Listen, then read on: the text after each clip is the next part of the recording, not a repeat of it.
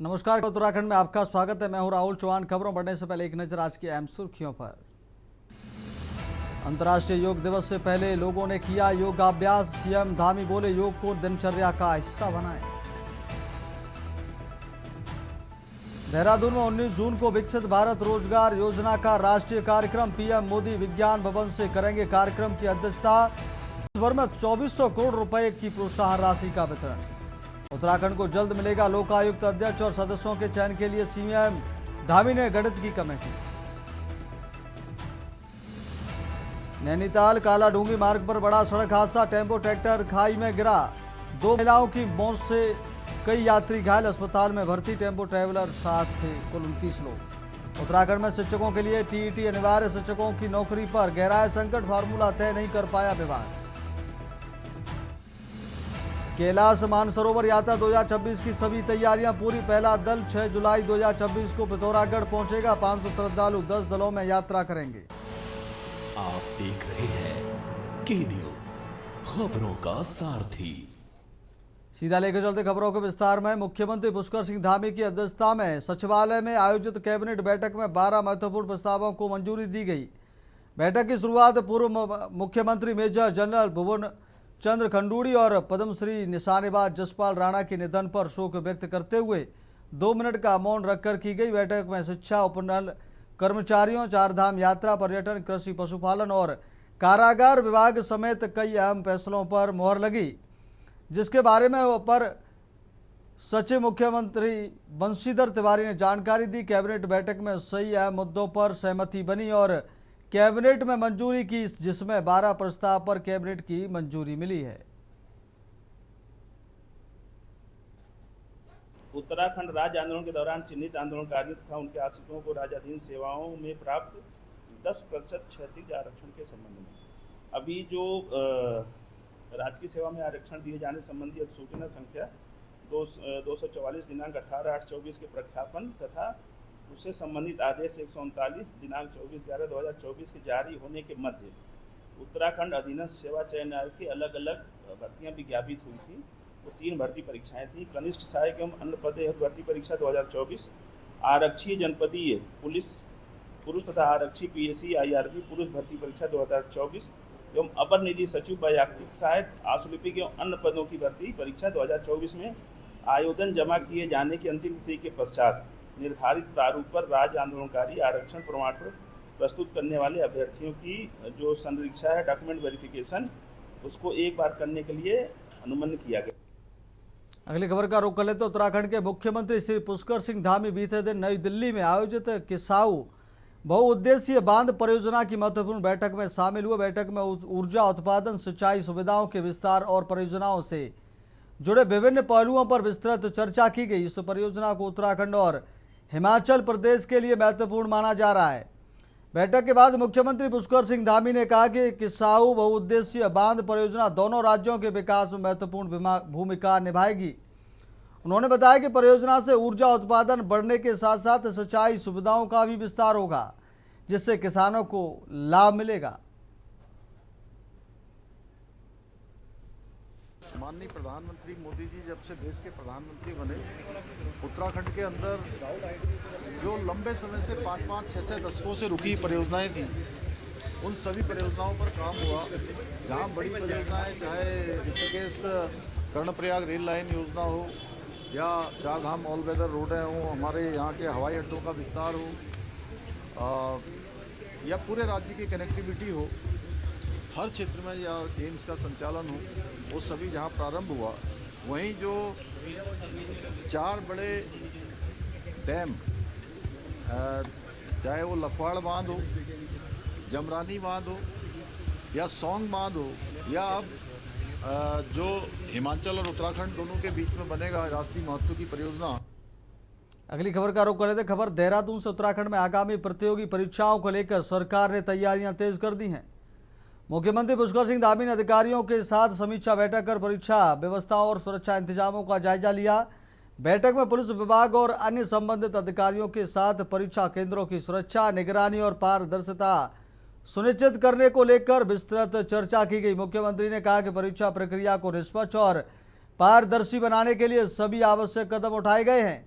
मुख्यमंत्री धामी ने कहा कि सरकार की प्राथमिकता है कि सभी अभ्यर्थी आत्मविश्वास और सकारात्मक माहौल में परीक्षा दें। उन्होंने भरोसा दिलाया कि परीक्षा केंद्रों पर कड़ी निगरानी रखी जाएगी। सीएम ने प्रतियोगी परीक्षाओं में शामिल होने वाले सभी अभ्यर्थियों को शुभकामनाएं दी हैं।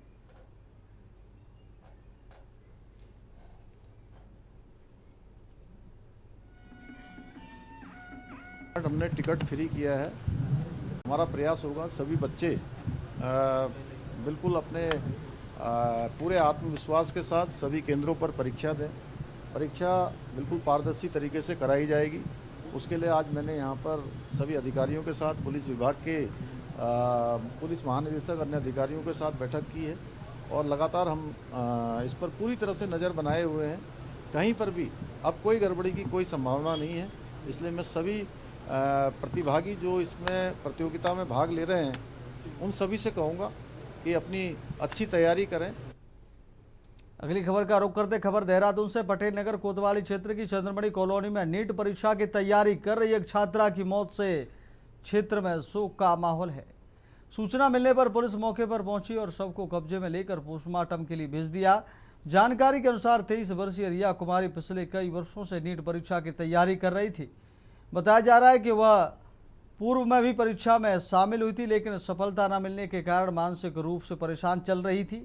सोमवार सुबह परिजनों को उनके कमरे में यह घटना पता चली, जिसके बाद पुलिस को सूचना दी गई। सूचना पर पहुंची पटेल नगर पुलिस ने मामले की जांच शुरू कर दी है। पुलिस का कहना है कि सभी पहलुओं की जांच की जा रही है और पोस्टमार्टम रिपोर्ट आने के बाद आगे की कार्रवाई की जाएगी। बच्चों के लिए तो बहुत भविष्य के लिए चिंतन करते हैं, जो मेहनत करते हैं। अगर किसी वजह से बच्चे का हरासमेंट हो और उनका विकल्प नहीं रहा होगा, जिससे बच्चे आज जो स्थिति आई है और उनके भविष्य का आगे अंधकार रहा हो, तो लगता है कि हम क्या करें, तो वो गलत तरीके से अपना हमने जो अभी जो हुआ है इस तरह से उन्होंने अपने आप को समाप्त कर दिया है। दुखी बात है। यहाँ कुछ दिन पूर्व एक लड़की ने अभी आत्महत्या की थी। कारण निकल करके ये आए थे कि उन्होंने जो नीट के पेपर की जो तैयारी की थी और फिर बाद में पता चला कि नीट की जो पेपर लीक हो गए हैं, तो उसी को लेकर वो हादसे में और इस तरीके के कदम उठाया। इसी की ज़्यादा जानकारी को लेकर के हमारे साथ उनके जो पिताजी हैं वो मौजूद हैं, जानते हैं किस तरीके से क्या क्या हुआ था। सर, आपका नाम? राजेश। आपकी बच्ची ने जो पेपर की तैयारी की थी, फिर ऐसा कदम उठाया जिस तरीके से, तो क्या कहना चाहेंगे इसको? मेरी तो बच्ची चली गई, लेकिन मैं सभी बच्चों से अपील करता हूँ कि वो ऐसा काम ना करें कि उनके माँ बाप को ऐसा सहन नहीं कर पाएंगे। बच्ची काफ़ी पढ़ने में होशियार थी, जो हमें यहाँ पे पता चला, और काफ़ी मेहनत भी करती थी, लेकिन इस तरह की गलती जो जिसने की उसको गलती सज़ा मिलनी चाहिए। देखिए, जो भी इस तरह के किया है नहीं किया वो तो मेरे को मालूम नहीं है, लेकिन ऐसा होना नहीं चाहिए, क्योंकि मेरी भी बच्ची 1 साल से लगातार तैयारी कर रही थी। पेपर हुआ, खुश थी, बहुत पढ़ने में बचपन से ही वो बहुत तेज़ थी। आज तक हमेशा टॉप किया उसने, फर्स्ट क्लास से लेकर 12th तक। अभी उसने ग्रेजुएशन भी किया, अभी जस्ट अभी उसका 6th सेमेस्टर ख़त्म हुआ। नीट का भी दिया। मेहनती थी, पढ़ती रहती थी, और उसका ऐसा कुछ था भी नहीं कि बाहर जाना आना, घर में रहती थी, पढ़ती रहती थी। ना उसने हमें कभी एहसास दिलाया कि उसे टेंशन हुआ है, कुछ हुआ है, लेकिन वो खाली पढ़ती ही रहती थी और उसने ऐसा कदम उठा लिया लास्ट में। ये तो हमारे साथ रिया के पिताजी जिन्होंने बताया कि किस तरीके से उन्होंने मेहनत करी, और जब उनको ये पता चला कि दोबारा पेपर देना होगा, उसी के जो सदमे में चली गई, और उनको भी नहीं पता चल पाया कि वो इस तरीके के, क्योंकि अगर इस तरह का इनको पता चल पाता तो कोई ना कोई ज़रूर उनको ढांढस बनाते। ऐसा नहीं हो, ये जो आज स्थिति देखने को मिले ये नहीं होती। मैं शिवनारायण अपने सहयोगी कैमरामैन के साथ, के न्यूज़ इंडिया। अगली खबर का रुख कर लेते हैं। सभी भक्तों के लिए बड़ी और सुखद खबर है। उत्तराखंड के रास्ते होने वाली विश्व प्रसिद्ध कैलाश मानसरोवर यात्रा की तैयारियां शुरू हो चुकी हैं। इस साल यात्रा में जाने वाले श्रद्धालुओं का पहला दल दिल्ली से रवाना होगा, जो 4 जुलाई को उत्तराखंड के टनकपुर पहुंचेगा। उत्तराखंड में इस पूरी यात्रा की जिम्मेदारी कुमाऊं मंडल विकास निगम के पास है, जिसने रूट पर व्यवस्थाएं बनानी शुरू कर दी हैं। KMVN के महाप्रबंधक मनीष कुमार ने बताया कि टनकपुर से लेकर नावीडांग तक यात्रियों के रहने, खाने और सुरक्षा समेत सभी व्यवस्थाएं दुरुस्त कर ली गई हैं। प्रशासन और निगम की टीमें इस रूट का लगातार जायजा ले रही हैं, ताकि श्रद्धालुओं को किसी तरह की परेशानी ना हो। पूर्व के वर्षों की भांति इस बार भी कैलाश मानसरोवर यात्रा प्रारंभ हो रही है और इसके जो यात्री हैं पहले बैच के, वो 30 जून को दिल्ली में असेंबल होंगे। वहाँ से औपचारिकताएं पूरी करने के बाद वो 4 तारीख को दिल्ली से चलेंगे और 4 को ही टनकपुर पहुँचेंगे। टनकपुर में उनका नाइट स्टे होगा। उसके बाद 5 तारीख को वो आगे की यात्रा गुंजी, नावीडांग आदि के लिए प्रस्थान करेंगे। कुमाऊं मंडल विकास निगम के द्वारा उनके रहने के, उनके भोजन की और उनके ट्रांसपोर्टेशन की पूरी तैयारियां की गई हैं और हमारे MD सर के भी निर्देश ये हैं कि विगत वर्षों की भांति इस बार उनका यात्रा और अच्छा रहे, सुखद रहे, इसके लिए हमारा पूरा प्रयास होगा। अगली खबर का रुख कर लेते हैं। हल्द्वानी में शहर में अतिक्रमण और अव्यवस्थाओं के खिलाफ नगर निगम ने बुधवार को बड़ा अभियान चलाया। नगर आयुक्त परितोष वर्मा के नेतृत्व में राजपुरा और टनकपुर रोड क्षेत्र में व्यापक कार्रवाई की गई। निगम की टीम के पहुंचते ही अतिक्रमणकारियों में हड़कंप मच गया। अभियान के दौरान सड़क और सार्वजनिक स्थानों पर अतिक्रमण कर लगाए गए कई फड़ एवं ठेलों को जब्त किया गया। नगर निगम अधिकारियों ने नियमों का उल्लंघन करने वालों के खिलाफ सख्त रुख अपनाते हुए दर्जनों लोगों के चालान भी काटे। इसके दृष्टिगत कल राजपुरा में अतिक्रमण के विरुद्ध कार्रवाई की गई और जहाँ तक जिले में शहरपुर में भी नगर निगम की ओर से विस्तृत में सभी को आगाह किया गया था और कल कई ऐसे डेटा पाए गए कि वो जिले में व्यापार करेंगे। इसी के तहत उनका अतिक्रमण लगाया गया और गंदगी को लेकर भी कई लोगों के चालान किए गए। स्पष्ट है कि कहीं पर भी अगर खुले में नीट फेंका जाएगा या फिर गंदगी की जाएगी तो उसका भारी अतिक्रमण किया जाएगा और उनके विरुद्ध आगे भी कार्रवाई जारी रहेगी। अगली खबर का रुख कर लेते। खबर हरिद्वार से। शिवालिक नगर क्षेत्र में एक तेज रफ्तार कार ने घर के बाहर पौधों में पानी दे रहे भाजपा नेता विकास गोयल को टक्कर मार दी। हादसे में गंभीर रूप से घायल विकास गोयल को अस्पताल ले जाया गया, जहां उपचार के दौरान उनकी मौत हो गई। बताया जा रहा है कि पूरी घटना पास में लगे CCTV कैमरे में कैद हो गई है। घटना का वीडियो सोशल मीडिया पर तेजी से वायरल हो रहा है, जिससे क्षेत्र में शोक और आक्रोश का माहौल है। मृतक की पत्नी की तहरीर पर पुलिस ने आरोपी कार चालक के खिलाफ मुकदमा दर्ज कर लिया है। पुलिस CCTV फुटेज और वाहन नंबर के आधार पर आरोपी की पहचान कर उसकी तलाश में जुटी हुई है। मामले की जांच अभी जारी है।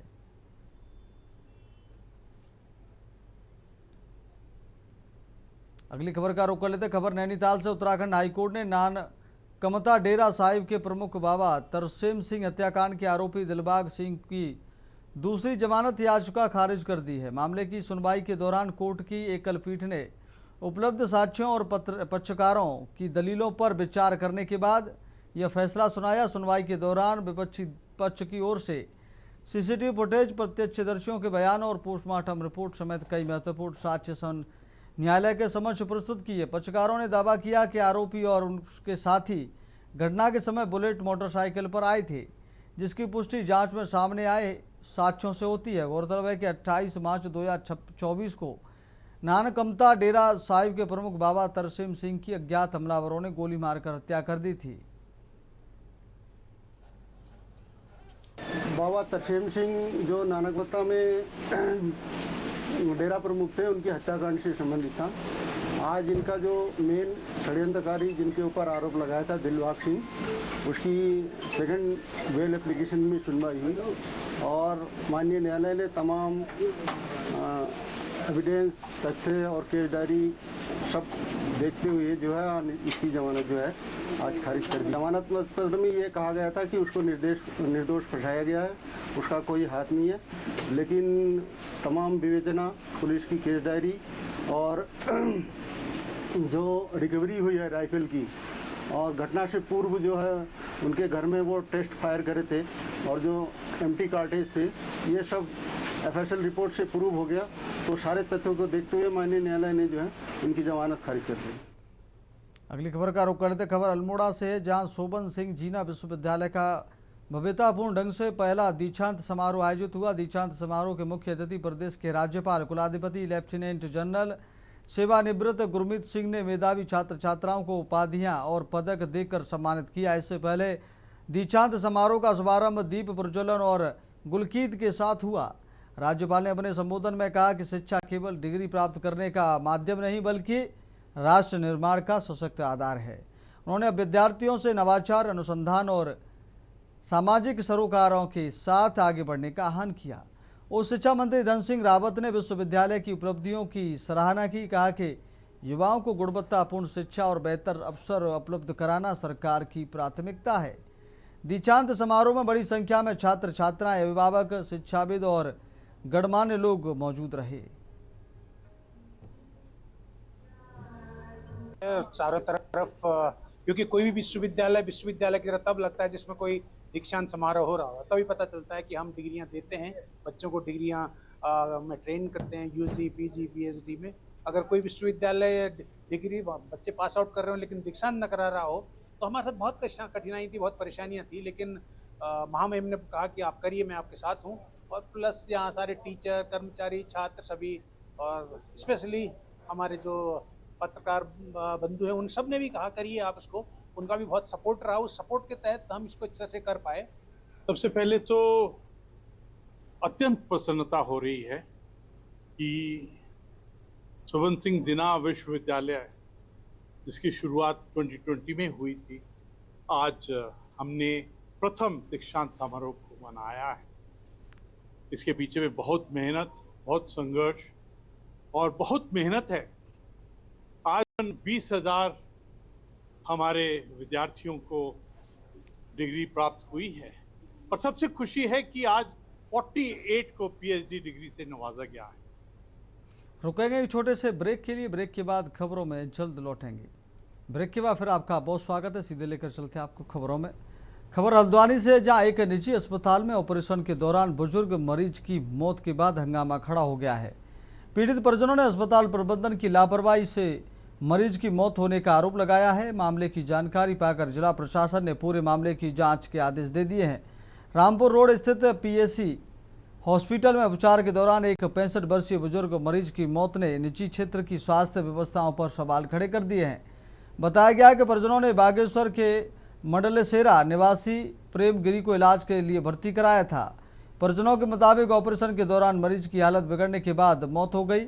उन्होंने अस्पताल प्रबंधन द्वारा इलाज के दौरान मौत से पहले मरीज के स्वास्थ्य के संबंध में कोई जानकारी न देने का आरोप भी लगाया। परिजनों की मांग पर प्रशासन ने पूरे मामले की जांच के निर्देश जारी कर दिए हैं।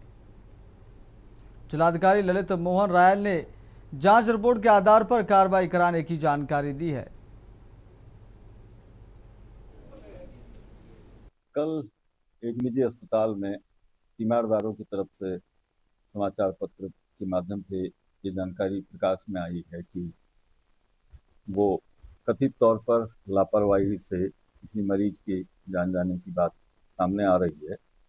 उसमें स्वास्थ्य विभाग और सिटी मजिस्ट्रेट की जॉइंट टीम के जरिए मामले का परीक्षण कराया जा रहा है और इसमें अगर कोई खामियां परिलक्षित होती हैं तो सुसंगत प्रावधानों में कार्रवाई करेंगे। अगली खबर का रुख कर ले तो उत्तराखंड हाईकोर्ट में पंतनगर विश्वविद्यालय से सेवानिवृत्त शिक्षकों की सेवानिवृत्त के बाद पेंशन से रिकवरी किए जाने को लेकर दायर याचिका पर सुनवाई हुई। मामले की सुनवाई के बाद कोर्ट ने मुख्य कोषागार अधिकारी उधम सिंह नगर पंतनगर विश्वविद्यालय के निदेशक को आदेश जारी कर सेवानिवृत्त कर्मचारियों की पेंशन से काटी गई राशि को 8 सप्ताह के भीतर भुगतान करने को कहा है। इसमें जो रिटायर्ड एम्प्लॉय थे, इन लोगों से इन्होंने जो है पेंशन से इनकी रिकवरी कर ली थी। तकरीबन 72 लोग हैं। तो ऑनरेबल कोर्ट ने आज सुन करके कि चूँकि रिकवरी जो इनकी की गई है उनका कोई फॉल्ट नहीं था, ये पाते हुए और स्टेट जो है चीफ ट्रेजरी ऑफिसर को और जीबी पंत यूनिवर्सिटी को और डायरेक्टर को कोर्ट ने आदेश दिए हैं कि जो रिकवरी की गई है वो चूँकि गलत है, इसलिए वो रिकवरी का जो अमाउंट है उसको जो है रिफंड किया जाए 8 हफ्तों के अंदर। याचिकाकर्ता का ये कहना था कि चूँकि हम 1/1/2006 से पहले ही जो है रिटायर हो गए हैं और जिस गवर्नमेंट ऑर्डर 2008 के जरिए 9 के जरिए से इन्होंने रिकवरी करी है वो रिकवरी नहीं हो सकती है और कोई अपॉर्चुनिटी ऑफ हियरिंग भी चूँकि उनको नहीं दी गई थी, इसलिए ऑनरेबल कोर्ट ने हमारे जो आर्गूमेंट थे उसके सबमिशन में जो है सब्सटेंस पाया और उसको मानते हुए जो रिट पिटीशन को अलाउ किया। अगली खबर की ओर रुख कर लेते हैं। नगर निगम श्रीनगर में कथित अनियमितताओं और भ्रष्टाचार को लेकर विवाद गहराता जा रहा है। वार्ड नंबर 40 के पार्षद संदीप सिंह रावत ने जिलाधिकारी पौड़ी गढ़वाल को ज्ञापन सौंपकर उच्च स्तरीय जांच की मांग की है।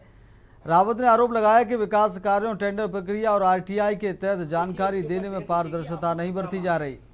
उनका कहना है कि शिकायतों के बावजूद अधिकारियों द्वारा जवाब नहीं दिया जा रहा है और जनप्रतिनिधियों की अनदेखी हो रही है। उन्होंने यह भी दावा किया कि नगर निगम में कई कार्यों में विसंगतियां हैं, जबकि उनके वार्ड से जुड़े मामलों में भी संदिग्ध कार्रवाई हुई। साथ ही निगम परिसर में अनुशासनहीन गतिविधियों और गौशाला संचालन में गड़बड़ी के आरोप भी लगाए गए हैं। और ये कार्यवर्त भेज देते हैं, लेकिन इसमें ये जो पार्षद जी आए थे इनकी पूर्व की भी शिकायत एक प्राप्त हुई थी हमारी जनता दरबार में, उसमें भी तत्काल कार्रवाई की गई, जांच भी कराई गई और उनकी कुछ शिकायत थी कि मिनट्स नहीं मिल रहे हैं, वो सब भी तत्काल इनको प्राप्त हुआ, तो वो भी आज उन्होंने अवगत भी कराया। और साथ में जो आगे अभी एक इनकी शिकायत थी गौशाला वाली, उस गौशाला की शिकायत के लिए भी हमारी टीम तत्काल मौके पर गई थी, इनको भी शिकायतकर्ताओं को भी बुलाया था और उसकी जाँच रिपोर्ट भी उन्होंने दे दी है। और इसके अतिरिक्त इनकी कुछ और भी आज शिकायतें थीं, तो उन सभी शिकायतों का भी संज्ञान लेकर उस पर आवश्यक कार्रवाई की जाएगी। देखिए, आज मैंने जिलाधिकारी को जो 25/5/2026 को मैंने जनता दरबार में जो ज्ञापन दिया था उसके सापेक्ष मैं आज सारे साक्ष्य उनके सामने लेकर आया हूं। हालांकि उनके द्वारा तत्काल प्रभाव से उस पर आदेश कर दिए गए थे एसडीएम को, लेकिन वहाँ जांच में हमें कुछ न कुछ अपने आप को हम या बता सकते हैं, मतलब आप समझ लीजिए जो जांच से हम खुश नहीं थे, जैसे वो जांच कराना चाहते थे, उस संबंध में हमने कई पत्र उनको भी भेजे थे।